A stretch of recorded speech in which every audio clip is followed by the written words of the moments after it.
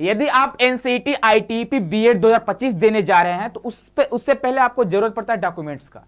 Documents क्या होता है, जब आप काउंसलिंग कराने लगेंगे उसमें आपको डॉक्यूमेंट की जरूरत पड़ती है, ठीक है। तो बहुत सारे ऐसे आपके डॉक्यूमेंट है जो आपको उस टाइम पे नहीं मिल पाती है ना, या फिर किसी कारणवश बन नहीं पाती है। तो इसलिए 4 महीने 5 महीने पहले आपको जरूरत होता है कि हाँ कौन कौन से डॉक्यूमेंट लगेगा, ताकि हम उसको तैयार रखें। तो आज के इस वीडियो में हम लोग पूरी तरह से बात करेंगे कि डॉक्यूमेंट्स आपको कौन कौन से चाहिए। अगर डॉक्यूमेंट्स नहीं होता है तो आप डॉक्यूमेंट्स की वजह से भी छट सकते हैं, इस बात का ध्यान रखिएगा।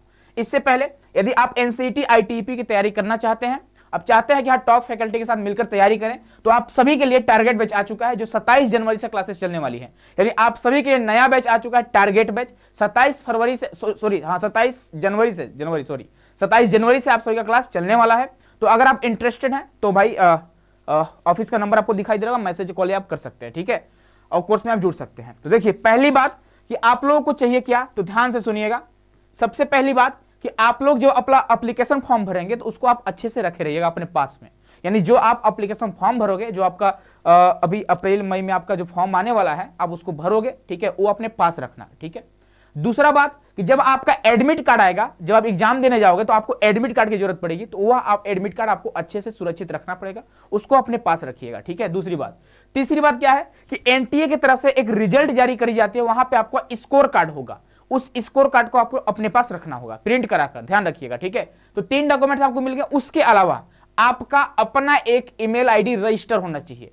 ध्यान रखिएगा कि ईमेल आईडी आप ये नहीं कि गए साइबर कैफे में वहां पे जाकर फॉर्म भरवा रहे हैं और उनका ईमेल आईडी डाल देते हैं। आप अपना ईमेल आईडी डालिएगा, या फिर अपने पिताजी का, अपने भाई का, माताजी का, बहन का, आप मतलब अपने जो आपके सदस्य हो, आपके साथ हमेशा रहते हैं, आप उनका ईमेल आईडी डालिएगा। हो सके तो अगर आपका ईमेल आईडी हो तो आप खुद का ईमेल आईडी डालिएगा, क्योंकि यहाँ पे क्या होता है मैसेज वगैरह आते हैं एनटीए की तरफ से हो गया या फिर आपके यूनिवर्सिटी की तरफ से हो गया जहां पे आप एडमिशन लेना चाहते हो, तो ईमेल आईडी आपका होना चाहिए, रजिस्टर होना चाहिए, ध्यान रखिएगा, ठीक है।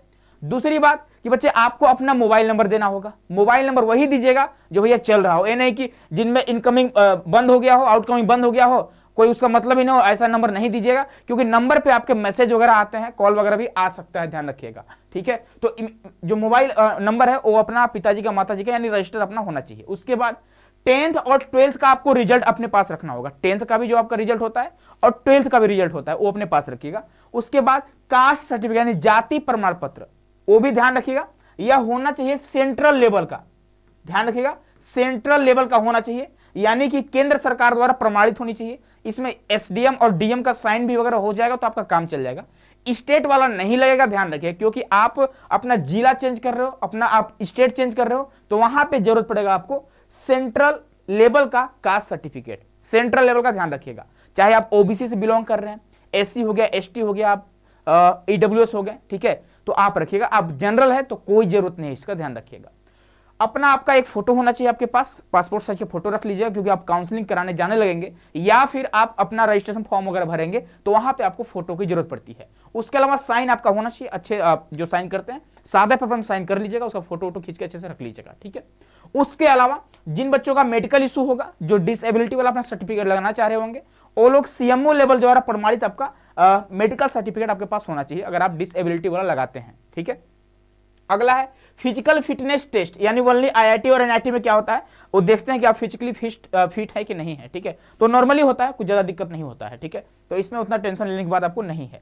उसके बाद एक अंडरटेकिंग फॉर्म हर एक यूनिवर्सिटी की तरफ से आपको प्रोवाइड कराया जाता है। जैसे अगर हम देखेंगे तो एक किसी यूनिवर्सिटी का उठा लिए हैं, इसे बोलते हैं अंडरटेकिंग फॉर्म, यानी कि इन डॉक्यूमेंट्स में से अगर आपके पास कुछ ऐसे डॉक्यूमेंट्स हैं जो आपके पास नहीं है, आप बोलोगे सर जी 1 महीने में, 2 महीने में या फिर 15 दिन में आपको मैं दे दूंगा, तो इसके लिए आपको अंडरटेकिंग फॉर्म लगाना होता है, ठीक है। यहाँ पे फोटो भी लगाना होता है, साइन वगैरह सारा देना होता है और प्रमाणित करना होता है कि हाँ अभी मैं नहीं दे पा रहा हूं, मैं 15 दिन में, 20 दिन में हो सकता है सेंट्रल लेवल का सर्टिफिकेट अपना दे दूं कास्ट का, मेरे पास अभी नहीं है, अभी मेरे पास स्टेट लेवल का है, ठीक है, तो आपको एडमिशन मिल सकता है, ध्यान रखिएगा। तो हर एक यूनिवर्सिटी की तरफ से आपको मिलेगा। उसके बाद लास्ट में आता है गैप सर्टिफिकेट। जिन बच्चों ने 1 साल गैप करा है, 2 साल गैप करा है, तो किन कारणों से आपने गैप करा है या फिर आप कहीं एडमिशन लिए हैं तो बताना होगा आपको गैप सर्टिफिकेट, हाँ हमने यहाँ एडमिशन लिया था, अब मैं एडमिशन वहां पे कैंसिल करा लिया हूं, मैं यहाँ पे एडमिशन लेना चाहता हूं, या फिर हम 2 साल बैठे रहे तैयारी करें।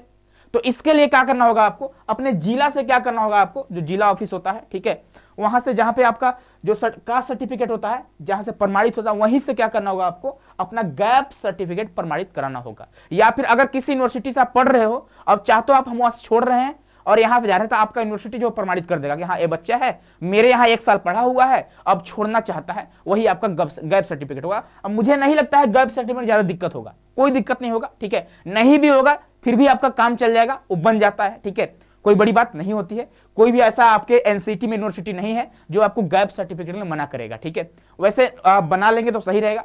तो ये सारे डॉक्यूमेंट्स आप लोग अभी से ही तैयार कर लीजिएगा। हो सकता है आप लोग अपना आधार कार्ड भी रख लीजिएगा, ठीक है, अपना आधार कार्ड भी, डेट ऑफ बर्थ के लिए आधार कार्ड चाहिए होता है। हाँ, ध्यान रखिएगा कि आपका जो 10th का रिजल्ट है, आपका जो आधार कार्ड है, उसमें जो डेट ऑफ बर्थ है वो सेम होना चाहिए। अगर सेम नहीं है तो आप लोग अभी से ध्यान रखिए, उसको सुधरवा लीजिए, ठीक है, या तो आधार कार्ड को सुधरवा लीजिए या तो आप अपने 10th का रिजल्ट को, और ज्यादा आपके लिए सही होगा कि आप आधार कार्ड आसानी से आपका जो डेट ऑफ बर्थ है वो सुधर जाएगा। इसीलिए यह वीडियो पहले बनाना पड़ा कि आप लोग परेशान ना हो। लास्ट टाइम में आप लोग हाइपर हो जाते हैं कि सर जी मेरा ए नहीं है, मेरे पास ए नहीं है, कैसे करेंगे सर जी, कास्ट सर्टिफिकेट नहीं है सेंट्रल लेवल का, तो अभी ही आप लोग अप्लाई कर दीजिए, ठीक है। इसीलिए पहले आपको बताया, क्योंकि लास्ट टाइम में आपको पढ़ना होता है, मेहनत करना होता है, आप इन सब चीजों पर ध्यान रखेंगे तो कहीं ना कहीं आपके पढ़ाई में डिस्टर्बेंस होगा। इसीलिए आप लोग अभी से ही कोशिश करिए कि जितने भी आपके डॉक्यूमेंट्स आपको यहाँ पे दिखाई दे रहे हैं, सारे डॉक्यूमेंट्स आप लोग तैयार करते रहिए, जितना जल्दी हो सके उतना जल्दी तैयार कर लीजिए, ठीक है।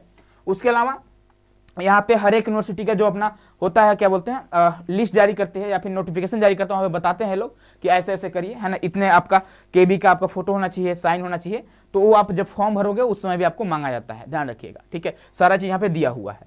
तो वही ध्यान रखिएगा कि डॉक्यूमेंट की वजह से आपको न चूकना पड़े, इसीलिए आप लोग पहले से डॉक्यूमेंट्स वगैरह को तैयार रखिएगा, ठीक है।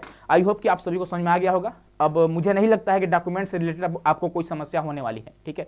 मिलते हैं अगले वीडियो में, बहुत बहुत धन्यवाद आप सभी को।